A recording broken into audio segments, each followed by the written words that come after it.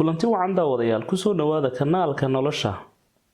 waa mar kale iyo muuqaal cusub maanta waxaan idin hayaa qorno xiiso leh oo ku saabsan 5 xaqiiqo oo dunida ka jira isla markaana aanay dad badan ogsooneyn ka hor inta aynaan muuqaalka u gelin waxaan doonayaa inaan in yar fariin ogeysiisa ka dhiibo sidaad ogeydeen kanaalka magaciisa ama channelkan magaciisa waxa la oran jiray farshaxan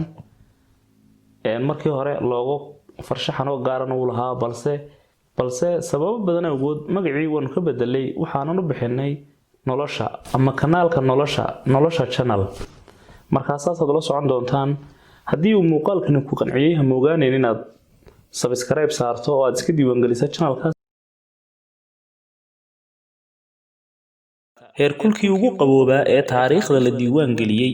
heerkulkii ugu qaboobaa ama cimiladii ugu barafsanay taariikhda ee la diiwaan geliyay waxay ahayd -144 degree Fahrenheit heerkulkan ayaa gaadhay halkii ugu hooseysay ee taariikhda inta loo yahay waxaana goobtaas ahayd meel ka mid ah qaaradda barafku fadhiya ee Antarctica sanadii u dhaxeeyay 2004 ilaa 2016 taas micnaheedu waa kuma noolaan kartid wax ka yar ilbiriqsiyo sababtoo ah markiiba waxa shaqada joojinaya sanbabada oo neefta ayaa kugu xidhmaysa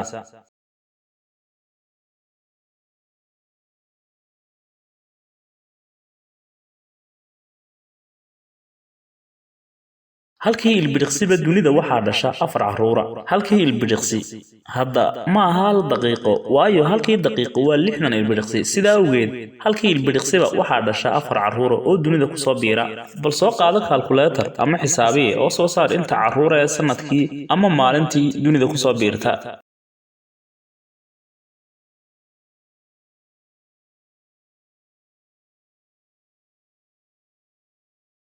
Copenhagen waa magaalada ugu baaskiilka badan dunida. Copenhagen waa magaalada loogu isticmaalka badan yahay baaskiilka. Waxaana ku sheegaan arrintaasi dadka reer Denmark inay yareeyeen jaamkii ama saxmadii baabuurta, isla markaana aanay ka qayb qaadan dakhowga ama wasakhowga hawada ee dunida ku sii badanaya.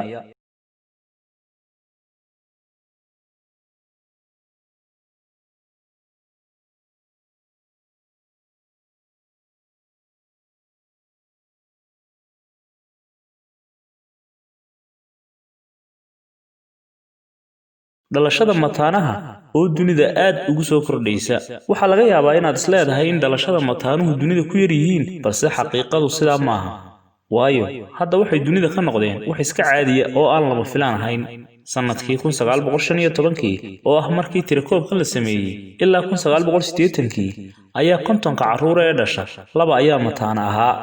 taasi waxay noqonaysay in boqolkiiba 2 mataana yihiin taladii kor ayay u sii kordhay oo waxay noqotay boqolkiiba 3 1995 ugu dambeyntii sanadkii 2010 soddonka caruur ee dhashaba laba ayaa mataana ahaa taas oo tirada ka dhigaysay boqolkiiba 3 iyo badh ama boqolkiiba wax 4 ku dhow Indonesia waa hoyga dadka ugu badan ee gaagaaban dunida inkastoo ay jiraan dad dhaadheer iyo kuwa gaagaabanba dunida haddana Indonesia waa dalka ugu dadka gaagaaban dunida inkastoo aanu ka dhalan ninka dunida ugu gaabani haddana dhererkoodu wuxuu celcelis ahaan noqdaa 5 feet waad ku mahadsantahay daawashada muuqaalkan fadlan haddii aad ka heshay muuqaalka la gare isla markaana channelka sii baahi ugu yaraan hal qof sii gaarsiyo oo sii share gare waad mahadsantihiin waa inoo iyo mar kale iyo muuqaal kale